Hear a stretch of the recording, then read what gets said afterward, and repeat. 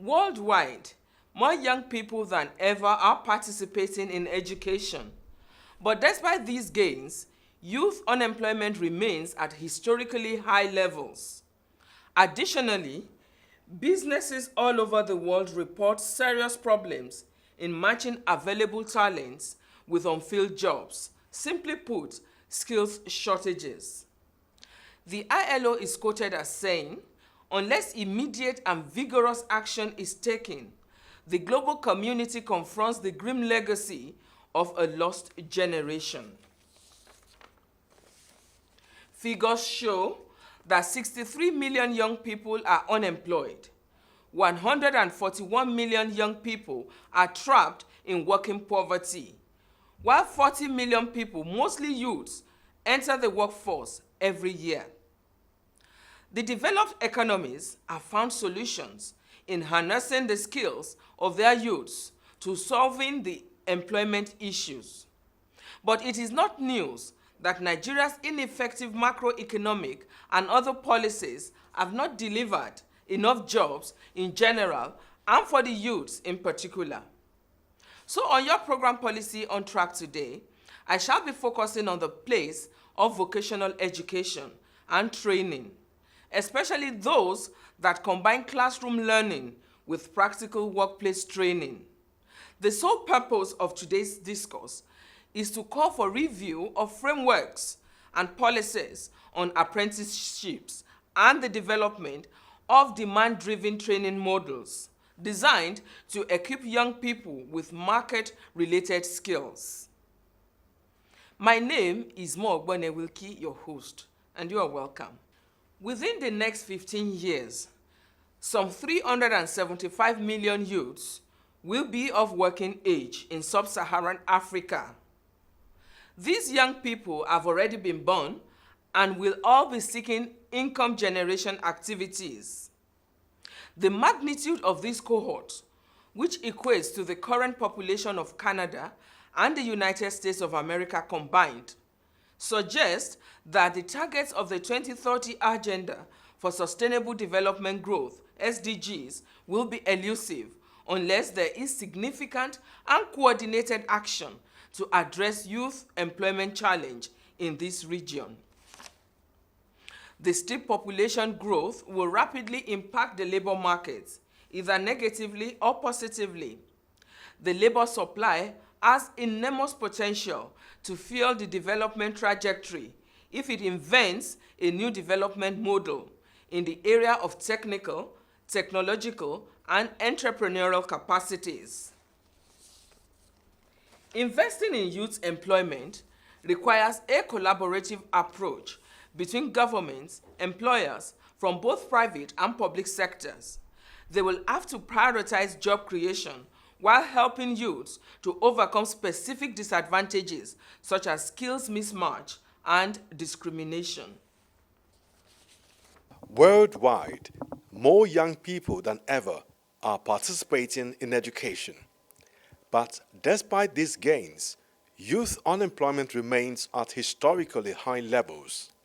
Youth employment and quality jobs for youth remain at the top of the global development agenda and at the center of national priorities of policymakers and citizens around the world. When you think of the future of work, automatically we think of youth and the situation of youth in the world of work. Now, we should be realistic.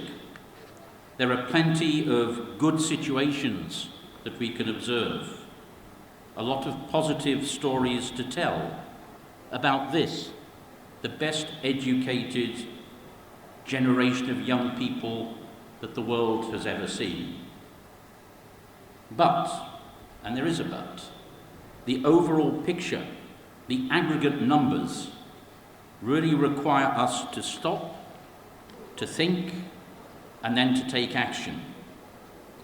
Because the reality is, and it's a disturbing reality, around the world, 255 million, I will repeat the number, 255 million young people are not in employment, nor are they in education or training. These are the so-called NEETs. Young women are 3 times more likely to figure amongst that number than are young men. So we must ask ourselves, what is their future to be?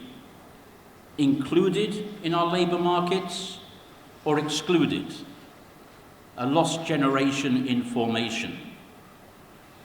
And with young people typically 2 to 3 times more likely to be unemployed than other adults, even when they can find a place at work, it can often be in extremely difficult conditions. Conditions which fall short of the ILO's ambition of decent work for all. And think of this, another number. 136 million young people are working. They're often working extremely hard, and yet they are still living in poverty. These are the working poor. And in Africa, that is the status of 60% of young workers, often concentrated in conditions of informality and in the rural economy. So, ladies and gentlemen, whether we like it or not, these are our global realities. Additionally, businesses all over the world report serious problems in matching available talent with unfilled jobs. In 2016, some 40% of employers surveyed in 43 countries and territories reported skill shortages. Practice have shown that quality apprenticeship offer a solution that benefits everyone, creating a reliable path to sustainable employment and higher income for young people while meeting the needs of enterprises. I went to a government technical college in Ibadan, and where I studied mechanical there. And after then, we are called here for a mechatronics training. And the mechatronics training entails mechanical and automation. And we have done with the mechanical aspect, and we are doing automation presently. During the mechanical, that's when we are taught about the safety, computer, ICT, and the workshop practice, which we use lathe machine, drilling machine, and some machine in the workshop. And after then, with this pump, we did packaging, maintenance, and some silo equipment too. I want to be able to achieve my goals of becoming a culinarian because I am a foodie and I look forward to having good food being presented to people. By the time I'm through with this training, I'll be able to create job opportunities to people, and then we'll not only go after white-collar jobs, but we'll go for the multicolored jobs, which is in culinary, because it has so many facets, and by so doing, we'll be able to take off unemployment from our society. My few months, my months of being here, I've been able to gain knowledge, and it has actually helped me because this is what is going to empower me. Like I told them in the interview, this is what I want to take up as a career. Let's see what you have learned. It's like you have one of it on. Yeah, this is I made this. You made that. Okay, let's see what you've acquired in the last 3 months. This is one. Yes, let's see another one. Other ones now. This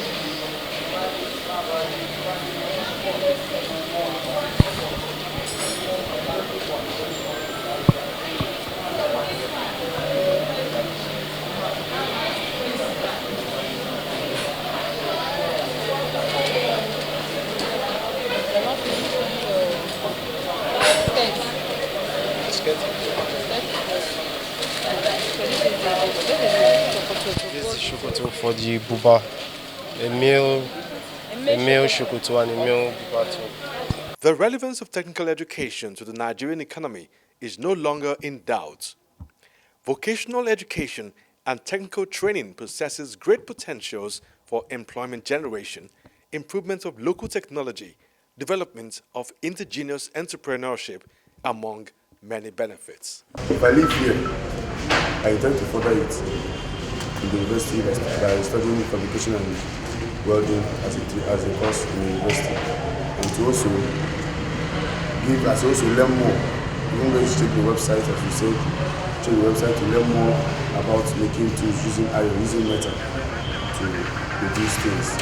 I was like a novice to engines, but now within a space of 2-3 months, I've been able to do revamping of engines, diagnosis, suspension systems, fuel systems, and all that. And also, by the time I'm leaving here, I know I should be a proud owner of a workshop where I'm going to display this knowledge and help do mechanical diagnosis on vehicles and all that after I leave in the society.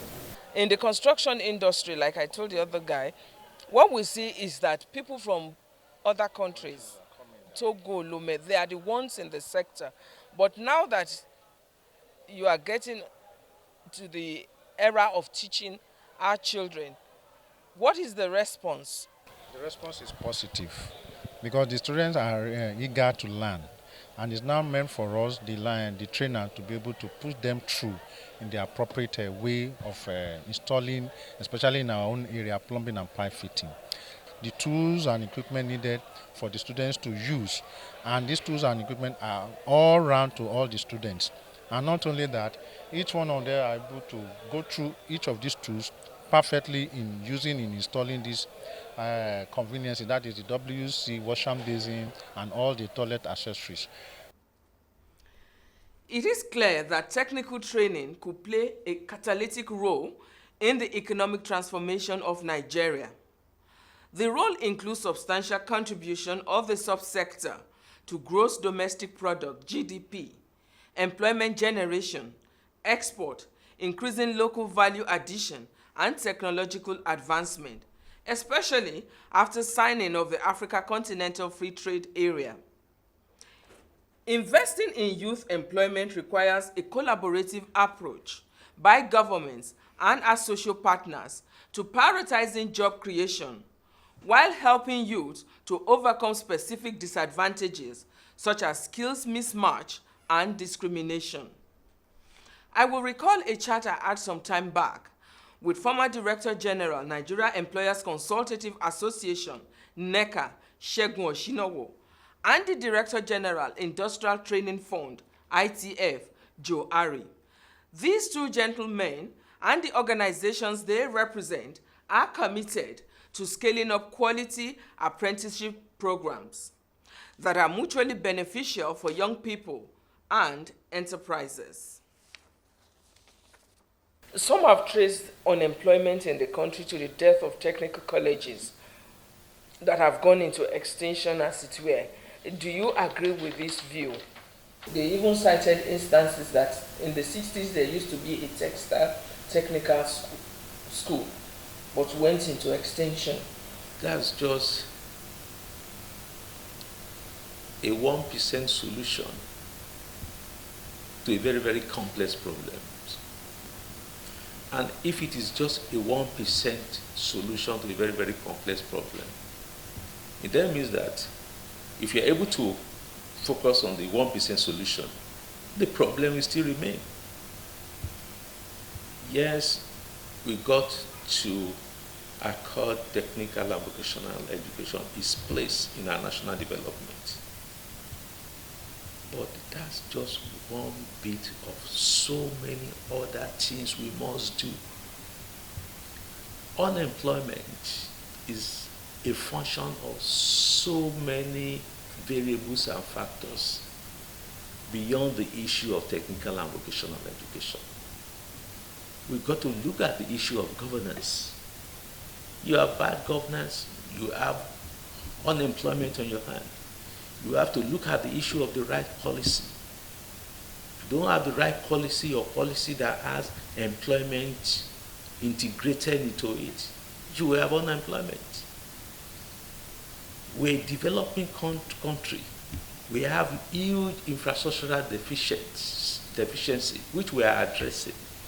In addressing our infrastructural needs, do we take account of the need to provide jobs for our people? Or we're just giving contracts for foreign companies to come to handle our infrastructure? Those technical colleges are meant to serve as the instruments to boost skills amongst Nigerians. And therefore, their extinction also clearly means that the instruments to boost skills amongst Nigerians in our country are missing. And to that extent, I would want to say that, yes, even from the studies of the Manufacturers Association of Nigeria recently, the facts are that jobs are available, but the manpower to fit those jobs are absent, owing to the lack of skills amongst those persons to fit into those jobs. Therefore, unemployment would have been drastically reduced if Nigerians who are skilled were available, to take up onto those jobs. And that is also why our entire curriculum in this country needs to be changed and refocused towards technical vocational education and training. And if you do that, definitely you would yearn also for the resuscitation and revival of these technical schools, because they serve as the pivot where you drive skills development. The quest to make Nigerians self-employed or employable in the areas of skill acquisition has not been pursued, vigorously by government. Is this the reason for the intervention between NECA and ITF? Do you think it will make a difference? As I've said, we're scratching the issue on the surface. I mean, look at the number that I've paraded. It's in millions. How many are we training? It's not even up to 2 million. 2 million against almost 25, 30 million. Where are you going to start from? And this all talk about self-employed entrepreneurship. We need to look at the environment we are talking of. Factors that are important for sustainable enterprises for a large company are exactly the same set of factors that are important for the survival of businesses, of micro and small scale businesses. The situation is even tougher for micro and small scale businesses. These youth that we're encouraging to embrace entrepreneurship, they will come in at the level of micro and small scale businesses. They do not really have the muscle to be able to cope with challenges in the environment as well as big companies will. And that takes us to the basic issue of an enabling environment. We are saying we have high youth unemployment, and we're singing the song of, oh, youth should go into entrepreneurship. But are we looking at the issue of enabling environment? If we don't have an enabling environment, it will be frustrating for these youths. It will easily kill those micro and small scale businesses, even for those who have the fervor and the passion to want to embrace entrepreneurship. So we need to get our policy right. We need to get our infrastructure right. We need to have the right tax system. So you find a situation where government policy initiative, policy actions cancels each other. You want to promote entrepreneurship, you want to grow economy. At the same time, you're pursuing fiscal policy that could drive businesses under. I would want to advocate, that when government makes pronouncements by way of policies, all the stakeholders need to come together, work out the plans and strategies towards the implementation of those policies. Because no matter how good or how bad policies are, if they are not properly followed through implementation, then they would all come to naught. Because implementation is the key. Thank you very much, sir, for coming on to Policy on The Track. pleasure is mine. You're welcome. Let's add our voice to the call for development of demand-driven training models designed to equip young people with market-related skills. This, for certainty, will ultimately reduce skills shortages that swell the unemployment markets. Thank you very much for being part of today's show. You can drop your thoughts on any of our social media platforms showing on your screen. I am Mo Ogbene Wilkie. Bye-bye.